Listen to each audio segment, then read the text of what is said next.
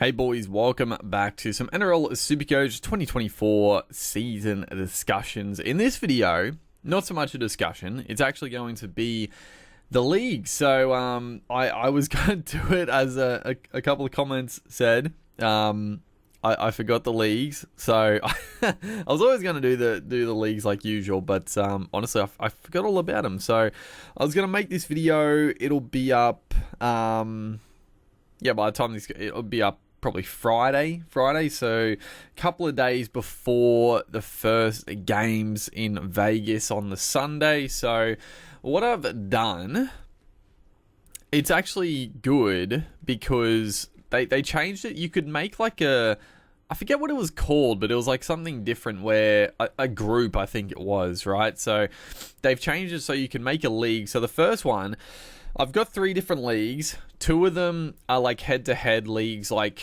usual, but the first one is actually going to be like a open league, like a lot of other creators do and whatnot. Just like an open league.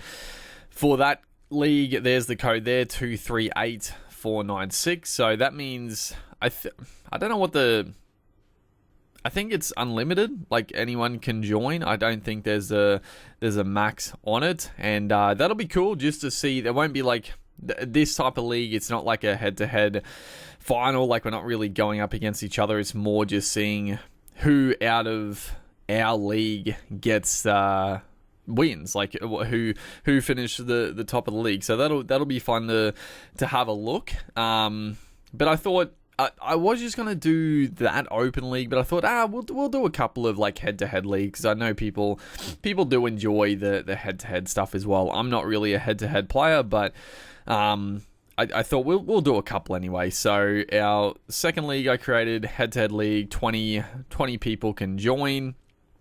Standard thing, 345529 is that league code. And the third league I created, same thing, 20 team comp for this head-to-head league. So 439324. So yeah, I know there's always times where people miss out on a league, and unfortunately some people double up, which is a bit annoying, but it is what it is. But that's the good thing about the open league. So you can see your rank compared to everybody else in the league, and hopefully we have hopefully a strong league this season. You know, we'll see where we rank in terms of like other leagues. So boys, don't let me down. If you're gonna join, make sure you're good. No, I'm joking. It's fine.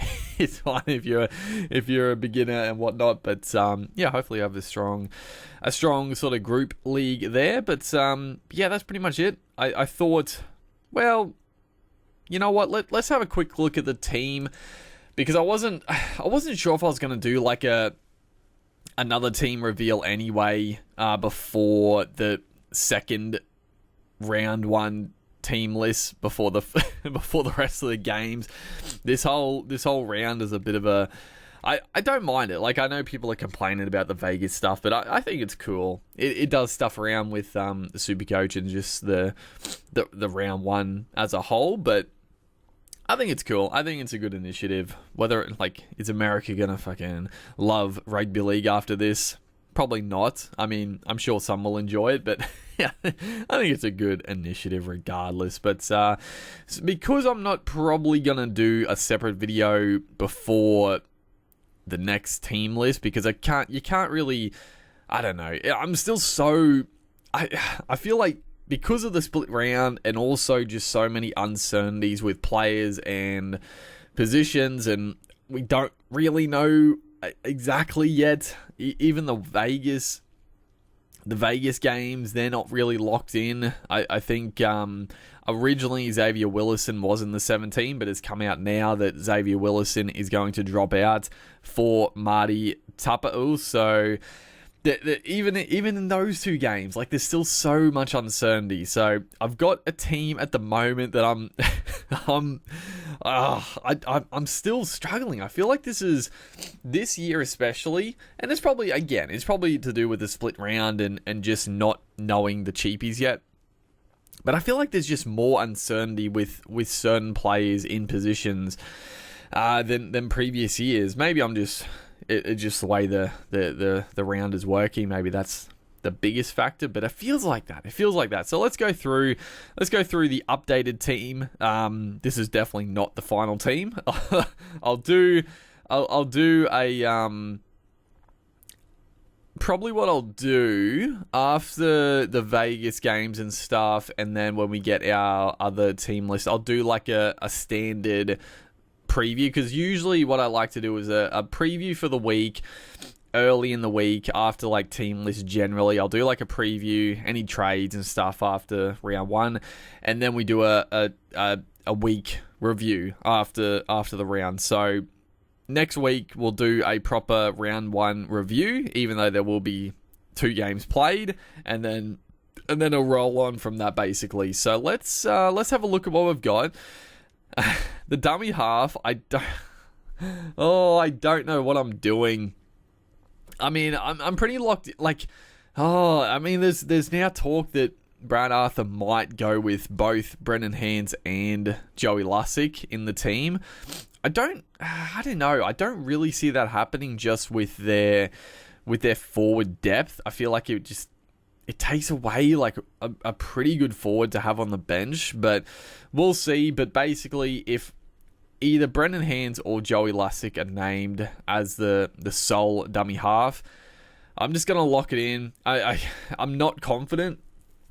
He could change it in a couple of weeks. They could have 4 weeks. I don't know. He could bring in the second dummy half if it's not working. I'm not confident that whoever gets that round one spot is going to stay long term as an 80-minute dummy half, but I think you got to go with it. Like it's too good to pass up. And then at the moment I've got Denny Levi again. I don't know. The dummy half, I think it's a factor of, do you want to just spend really cheap like I've got at the moment, or do you go Brendan Hands or Joey Lussick as your second dummy half and spend a little bit more for a better starting dummy half? I'm on the fence. I just don't know, because the money is spread thin.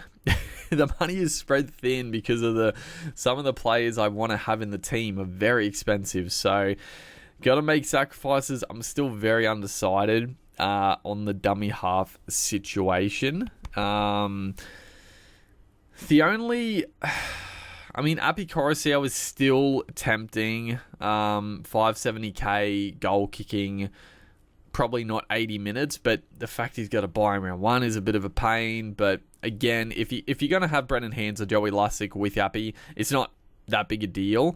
It's just a fact, do you want to spend like that much money in the dummy half spot? I'm not too sure. Like, I'm honestly not that confident in Appy Coruscant scoring that well, even with the goal kicking, but I'm tempted. Probably Appy is the only guy that I am pretty tempted to spend up if I'm going to, but yeah, I don't know.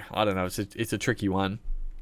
Front row forward has changed a bit, so I think Jai Arrow is locked in. I just think, he's locked in for round one. Like, there's no real uncertainty with Jai Arrow now. Like, he's locked in. He'll be playing in Vegas, so, there's no real risk of any funny business going on with Arrow. He's locked in for one, so that's nice. I think, again, at worst, Arrow is going to score at value. Like, hopefully the upside is there and he does play big minutes. Hopefully he plays on the edge for a good chunk, and then he might shift into the middle for 10, 15 minutes potentially. I'm not overly confident in that, but because Jacob Host is on the bench, I don't know. It goes one or two ways. Either Arrow has a spell when Jacob Host goes into or onto the field, or Arrow plays bigger minutes and goes to lock for like Cameron Murray having a spell. So I think worst case scenario, Arrow is priced at a good value still, and he's not going to lose cash unless obviously injury or whatever. But I think he's worth the punt. for most of those mid-range guys, I think he is probably the safest, whilst also being potentially decent upside. The rest of the rest of the front row, I'm not. Oh, the front row and the dummy half, I'm really, I'm just, I don't know. So at the moment, I got Royce Hunt. Now Royce Hunt, the Sharkies are down in middles. I've honestly always been a fan of Royce Hunt, and I feel like he's got the Supercoach game in him. At 330k, obviously the biggest issue is his minutes. Like, we can go back and have a look. He does not average big minutes at all. Like, the previous season, he was playing, man, he started with so few minutes. And then he worked into it a little bit. He is injury prone. And then he came back. He played 11 minutes, 14 minutes, 14 minutes, 24 minutes, 22, 14, and 29. And so surely Royce Hunt is going to play more than those minutes, right? Like, he's played 40 minutes, 41 points, 36, 27, and then that's pretty much it. Like, he played 36 for 70. Obviously, he's a try-scoring front rower. That's the other thing with Royce Hunt. Like, he is a try-scoring front rower. If he can just bump those minutes up to 35 to 40, he'll have the decent base and good PPM, and then he's got the try. Like, you're not going to rely on him scoring, like, 5+ tries a year, but he will score a couple of tries to get those decent scores, like 70, 60. He had another decent score in here, like a 65. So even with the reduced minutes, I don't mind him. What did he do in 2022? Because were the minutes always as shocking? My God, look at the 2022. Look at the end. I mean, the minutes weren't great, but Jesus Christ, 82. Holy hell. 82, 97, 45, and 55. He finished at like mid 400s. He started 243? Oh, I'm very tempted. Like, this was my point with, and I'll talk about Spencer Leniu is basically the same. So at the moment, I've got Leniu and Royce Hunt there. Now, am I going to go both of them? They're pretty much the same because they're both impact players. Their minutes have been shocking, but they do have that potential upside, Am I going to go with both of them? Probably not. I'm just, I don't know. I'm just not sure what to do with the other front row spot at the moment. So I've got them there. Sam Hughes is pretty much locked in. Again, I'm not that confident of Sam Hughes, but I think as pretty much a bottom dollar cheapie, I think he's got good potential as well. So Sam Hughes locked in. Jai Arrow locked in. I think I am going to take the punt on Royce Hunt or Leniu. I mean, I could go both, but so my reasoning for this, some people might be like, why are you going both of them? They're trash. But like, people, obviously Willison is now out, but a lot of people were really keen on Willison, right? He was 260, 270, about that price. I don't really understand why people were that excited for him. Like, I didn't see more than maybe 20 minutes, 25 in that Broncos pack. So you're relying on attacking stats for a guy that's going to play 20 minutes is not good. You spend like 50, 60k more for a Royce Hunt and a Leniu, and they should play more minutes. For one, they have the potential upside over those guys. Like, I don't know, people are so fixed. Even a David Moale, I don't think people are that keen on Moale, but a similar, again, 260 odd K, I think, for Moale. I would much rather spend a little bit more and take a punt on a Leniu or a Royce Hunt than go with another fucking plotter 260, 270k front row forward that's maybe play some more minutes, but I'm not keen on it or not expecting it. So that's my reasoning for that, because a lot of those front row options are just not I just don't see it happening. Obviously, if you get a guy and he scores a couple of tries in the first couple of weeks, you beauty. You know, he only has to play 20-odd minutes, scores a couple of tries, and bang, he makes some money. But it's pretty unlikely. Royce Hynes, with the Sharks' injuries, I feel like... And again, I'm a fan of Royce Hynes. I actually think he's a good player. I feel like surely he can average a few more minutes. I know injuries have been an issue, suspension as well. Like he's a bit in and out of the team, but I actually do like Royce Hunt. And then Spencer Leniu. Leniu's an interesting one because again he's got the starting spot, which I'm not. This could change because I wouldn't be shocked to see come game day Terrell May start over Leniu and Leniu go back to the bench. But the fact that, I don't know, and don't get me wrong, like a lot of content creators are off Leniu, and I was as well. Like when I first saw him, I'm like, there's no real value. Like why would he like necessarily go better than he did at Penrith? Like his impact was great at Penrith, and I think the Roosters are going to do the same thing. But there's a couple of factors here. One, Penrith play a much different style of footy than most clubs. Like their front rowers, if you look at their front row stats, like they're pretty not good.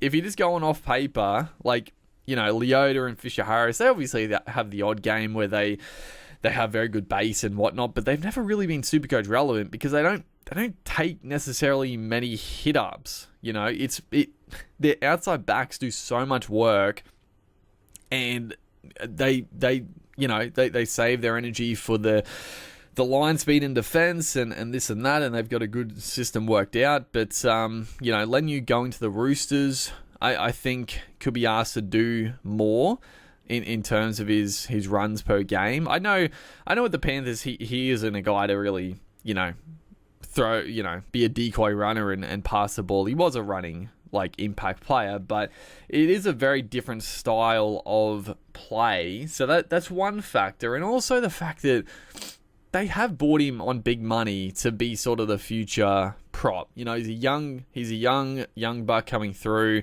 Hargraves is gone next year. A couple other guys that may or may not be there. I mean, even Terrell May, I don't know. Some of the talk about him wanting to play with his brothers and this and that. I don't know. The fact that Terrell May is on the bench, it's got me a little bit I know people are very keen on Terrell May, and again, I don't think Terrell May is a bad pickup by any means. Because you don't have to start.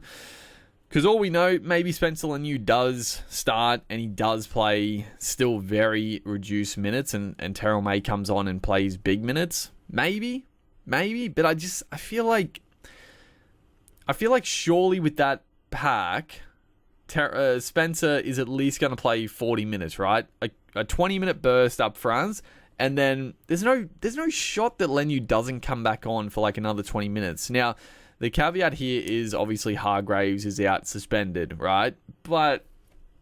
And that is why I would potentially just not go Leniu. But again, if Leniu comes out and plays really well this opening game, it comes back to the point that Hargraves is gone next year. They're going to have to rely on Spencer not potentially being the leader of the pack. I mean, Lindsay Collins is still going to be there, but Leniu is going to have to be one of the leaders. So does Hargraves go straight back into the starting side? Does Leniu keep those minutes? I don't know. Leniu, out of both these guys, I'm probably more likely to replace. I do think I'm going to take the punt on Royce Hunt for a bit of a breakout season potentially, but Leniu, I don't know. And the fact that he's so popular, a lot of people, how much, I know I've rambled on about the front rows too fucking much because they're not even that exciting, but it is what it is. What's his ownership? Where the hell? Is that the ownership? 41%? Surely not. I don't know. Am I going crazy?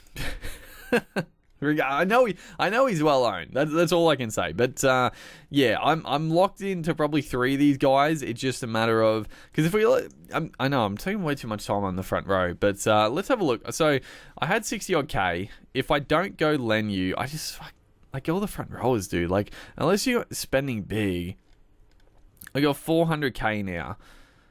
Can't quite go Tamalolo, which I would have liked to, but can't quite get there. I mean, you do have Sean Keppie, but again, like, I don't know. Do you take the punt on a... Are you really going to spend 50K more on Keppie, who's had decent minutes in the past and has sort of always been around that mid-30s to 40 average? Like, he's had decent minutes at Manly. Is he really going to be or take that next step forward at the Rabbits? Or you could save 50K, take a punt on Leniu to potentially get more minutes, because you sort of, like, Keppie, Leniu could get more minutes. Keppie, like, surely, I don't know, he could be around the same, you would expect. But, yeah, I don't know. Keppie, he's not a terrible choice. Josh Alloway there, 400K. Keenan Palacia, I mean, people are sort of keen. I sort of lost a bit of interest. Offengowie on the bench, I don't love it. Hazelton I do like, but again, the minutes are just not going to be there. And then, yeah, I mean, Oregon could... Well, I mean, honestly, either of these guys... Yeah, 25% of people own Spencer, 2% Royce Hunt. Oregon Kafusi, he's probably getting the start as well with Royce Hunt. I mean, I guess you could go for either, but Royce Hunt, I think, has a bit more upside than Oregon Kafusi, I would expect. But yeah, there's just not much. And then you look at so yeah, David Moale, he's on the bench, 270K. I don't know. I don't see the minutes being that much better. Farmer Silly looked pretty good in the trials, but again, Thomas McKaylee is a guy everyone's jumping on now. He looked really good in the trials, so yeah, you could, this is saving you.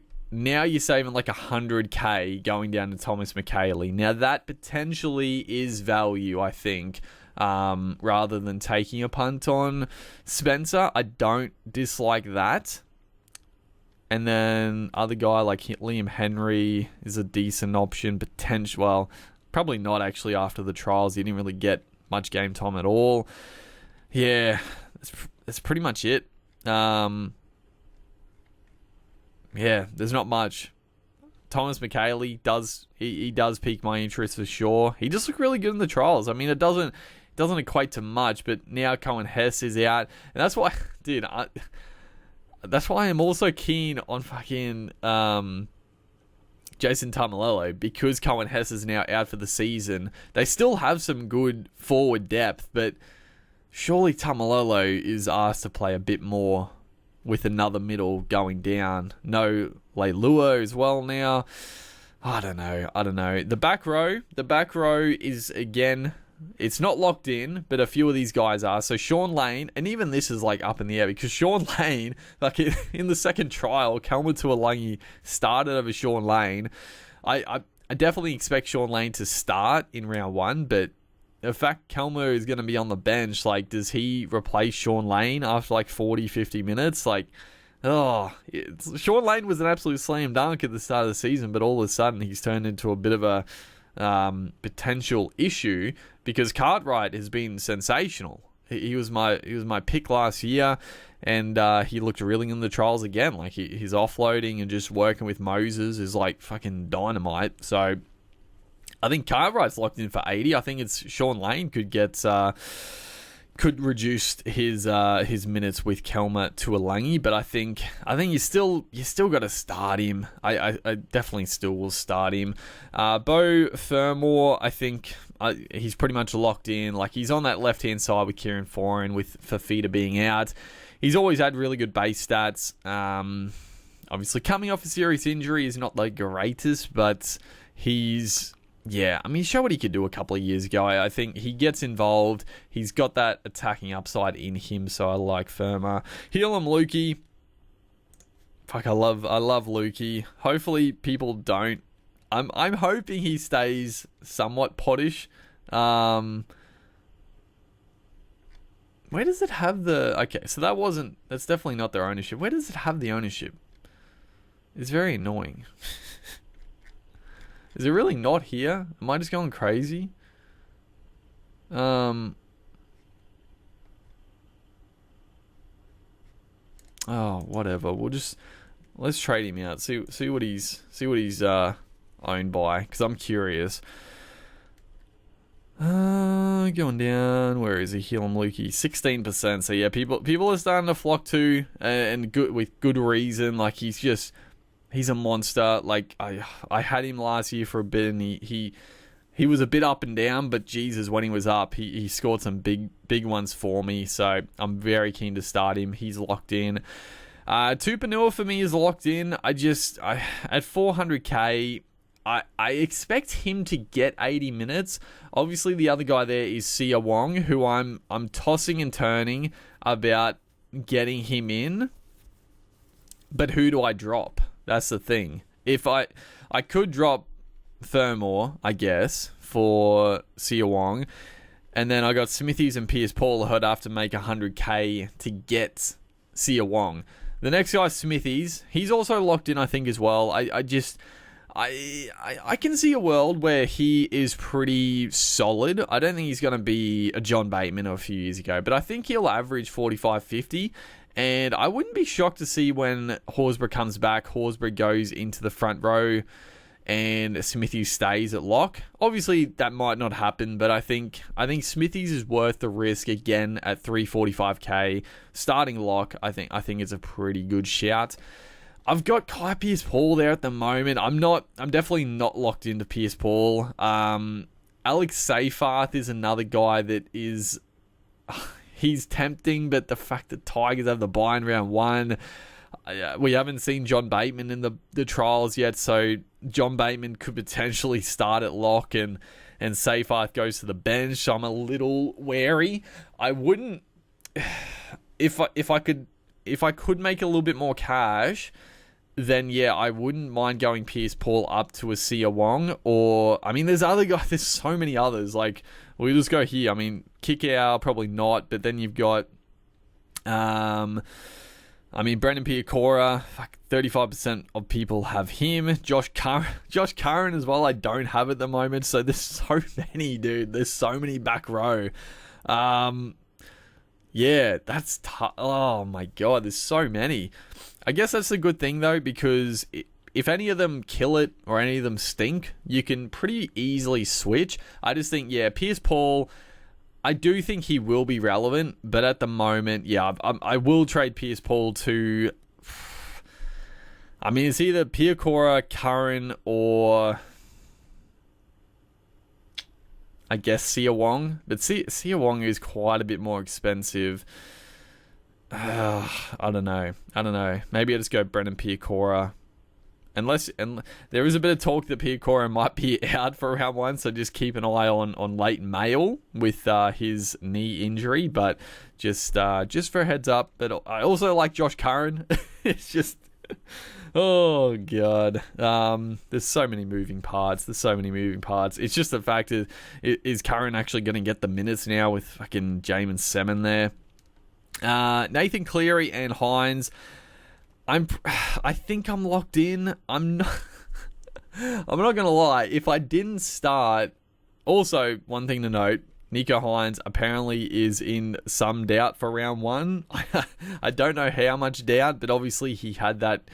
I think it was a quad tightness for the second trial, so he didn't play, and oh god, if he. If he was ruled out for round 1, oh my goodness, what do you do? Do you, like, it in the scenario that Hynes was fully fit and everything, I gotta be honest, I was very tempted to fade Cleary because a few 100k would just, it would make things so much easier for the balance of the team. But if Hynes is like in doubt, I mean, you've got to start with Cleary then, right? And then if Hynes, it's going to be a nightmare, dude. Hynes is, what is his draw? So it's 2023. He misses. Fuck, dude. Look at. He might miss the Warriors game, which he actually scores pretty well against the Warriors. But then, if he's out for round 1, you hold him maybe. But then he, you never know. Like a muscle. Now, not. He could be fine. Like that's the thing. Just it's one of those ones. Just keep an eye on like late mail and team lists to make sure he's playing. But if he is out for round 1, the question, do you actually start him? Because if you don't start him, you got to try to get him in for round 2, right? So are you really going to waste a trade after 1 round to get the points? Probably not, because then they got the Bulldogs, Tigers, Canberra. Very, very handy 3-round game, and then even Rabbits, Cowboys, Canberra, Dragons. Like, fuck, that's juicy. I just don't think you can risk it. It's just throwing a spanner in the works, honestly, with this quad tightness. I don't know. He could be fine. And it's you just start him and it's sweet. But we'll see. Dylan Brown again. You could save so much money, but Dylan Brown is just the best in the position. So I just like to start him. Ethan Strange is the backup. It could be KO weeks. Like I don't know. It's Strange is probably the favorite now. I just think he was better in the trials, but keep an eye on that. We'll see if it's Strange or Weeks. I think if it's either of them, I'll go with them. Obviously, job certainty is not locked in, but I think you got to start them. The centre wing at the moment, Tuivasa-Sheck and Taylor May are locked in for me. I just like both those guys. They're decently expensive, but I think they're very safe with potential big upside. So I like them. I've got Bronson Xerri at the moment. I'm sort of tipping he will get the spot at centre. Like, I don't know. I mean, obviously, Kiraz could come back at centre and Wilson stays on the wing, but I sort of feel like, I mean, they're both good. Like, Wilson was really good and Xerri was good. So, I don't know. That one comes down to team list. Jack Bostock, I mean, again, he's cheapish. I'm not that confident in him, but he's probably locked in. Drew Hutchison is there for now. Ben Trebojevic is locked in, and Kane Bradley is there. The one guy out of these first Vegas games that you have to make the decision on is Jacob Gagai. It's a punt and it's a risk to go him, but if he does lock up that spot, and when one comes back, if Kenna's the one that drops out, then Gagai will get a few weeks on the wing. So it would be nice. He's so cheap and, decent upside, a Rabbitohs winger. So I could easily go.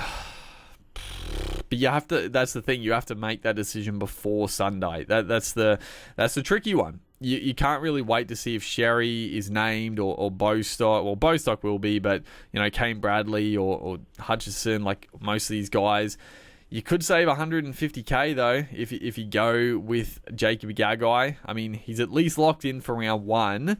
It's just, I don't know. It's not the worst thing in the world if Gagai falls out, because you do have 7 centre wings, so it's not the end of the world if you get stuck with a Gagai not playing. It's not the best because you want your centre wing to make money, but I don't know.